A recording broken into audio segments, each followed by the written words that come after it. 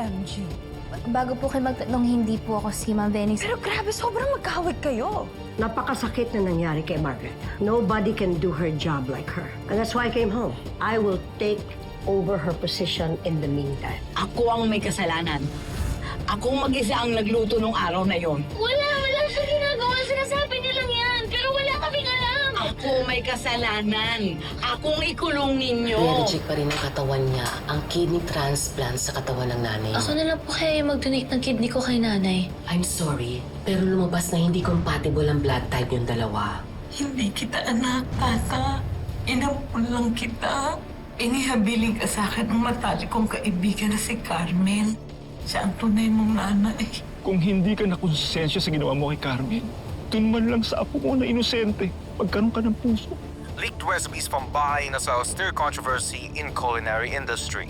How can you let this happen? Taglap ka ang resipista! Nagsurorot ang sales! Walang huya kagad yung Venice! I should have never trusted you.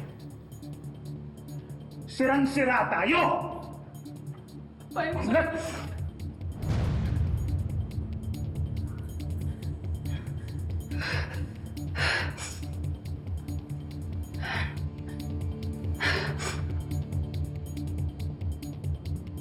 Nakakatakot po talaga, Papa John, oh. Ang tapang niyo talaga. Go! Go! Go!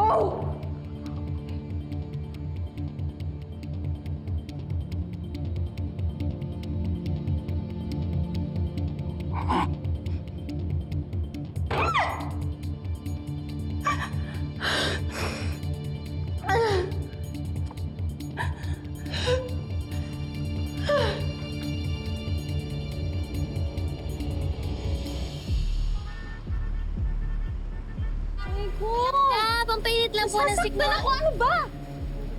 Ay, pampainit po ng sikmura. Kaya kitang bayaran sa yung mga Ano yung sound dito kapag umuulan? Ewan ko sa'yo, lumayas ka dito! Huwag mo akong anuin! Ang dami-dami mong sinasabi! Linte! Ay! Ay! Ma'am! Wala! Ay! Hala! Ano ba naman tong buhay na to? Sumalakit! Kaya lang kita! Halika nga dito! May nadulas na siya kanina. Oo, kaya ko! Ay, upo ka muna. Dito lang. Ala! Parang lasing na lasing ka, Mama. Ano nangyari sa'yo? Ba, ang dami mong sinasabi. Bakit mo ba ako tinutulungan? Di ba hindi naman ako naging mabait sa'yo? Eh, ano naman? Hindi ko naman kaya na may bakit ako may kailangan ng tulong tapos di ko tutulungan, no? Bakit ba naglasing? Ano pa problema mo? Alam mo, ang dami mo sinasabi and you're too naive. If you think na yung mundong to ay ganyan, puro kabaitan lang. Ano ba? This is a dog-eat-dog world. And in case you haven't noticed, we are surrounded by venomous snakes na handa kang tuklawin anytime kapag tatanga-tanga ka. May hugot ka, Mama. Nangyari ba sa'yo? Dito ako makikinig ako. Oh, alam mo kung anong problema ko? Oh, sino ang problema ko? Si Venice! Si Venice! Yun lang yung problema ko si Venice. Alam mo ba, siya yung nagpakalat ng mga recipes ng restaurants ko. Eh, hindi naman ako pwedeng gumawa ng menu lang na bago, di ba? Na from scratch. Ay, naku, alam mo yung mga recipes na yun. Galing pa sa lola ni Papa. Kaya ako iniingatan, tapos gaganunin lang ako ni Venice. Alam mo, Naku! Masama talaga yung ugali niyang Ma'am Venice at saka yung nanay niya si Ma'am Vivian. Sila kaya yung sumira ng buhay ng pamilya ko. Pati yung nanay ko, pinakulong pa naman nila. hindi ka tinulungan ni Francis? Hinayaan niya na ganyanin ka ni Venice? Ay, na-brainwash kasi siya eh. Kaya ayun. Ay, gusto ka ba? Teka. Bakit lalagay ng punta ko? Gusto mo ng batchoy? Teka, para umilit yung spora mo.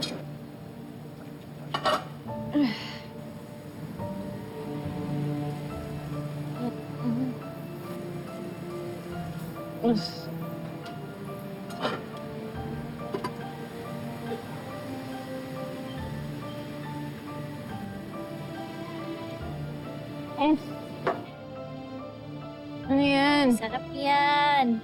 Alam ka muna, sige na. Ako na, supuan kita, oh. Ano ba? Sarap? Ano ba? Sino nagluto nito? Ako. Ikaw? Ano na? Sarap pa. Be? Wait lang.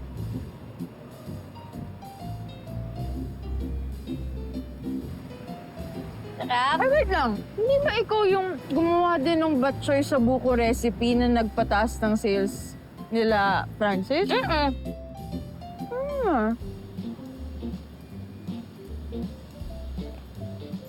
Pasensya ka na, ha? Masyado kitang minaliit. Pero...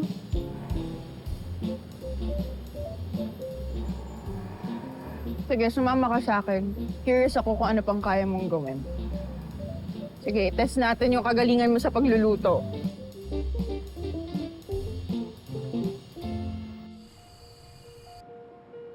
Di ba sabi mo kailangan mong kumita? Ang gusto ko, gumawa ka rin ng mga bagong putahe. Parang yung batchoy sa buko na ginawa mo para sa mga palma.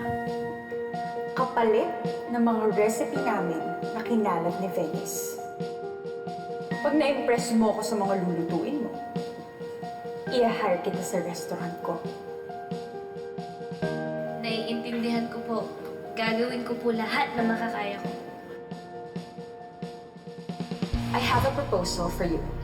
Gusto niyo na magpanggap ako bilang si Ma'am Venice? Hindi pwedeng tatanga-tanga sa gagawin mo, ah. Kung ano man ang kinalakihan mo, hindi mo pwedeng dalhin yan dito. Hindi talaga ako sa'yo! Anong ibawas, ha? Paano yung pagkain?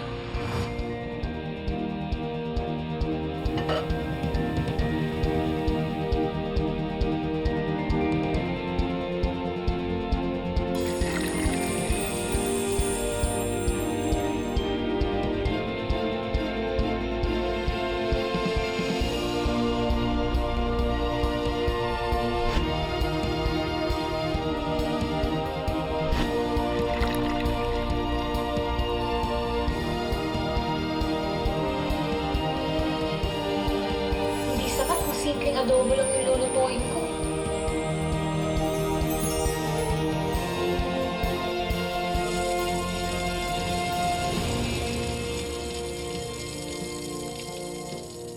My whole family was waiting for you at that photo shoot.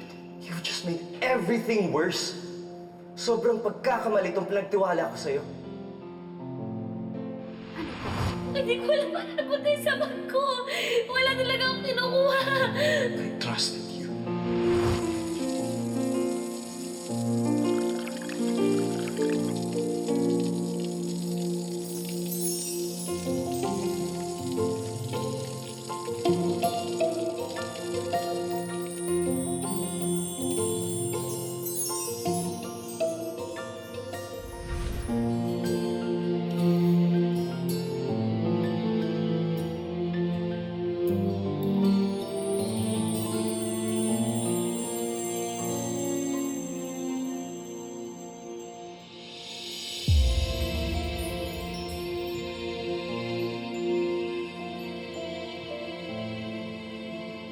Namamurawa po na iuro niyo po yung kaso kasi wala naman po kasalanan yung nanay ko po. Magpapaliwanag po kasi lahat po na nangyari. Tata, pwede ba tumigil ka na? Umamin na yung nanay mo na siya ang may kasalanan. Ayaw na tayo, Vanessa!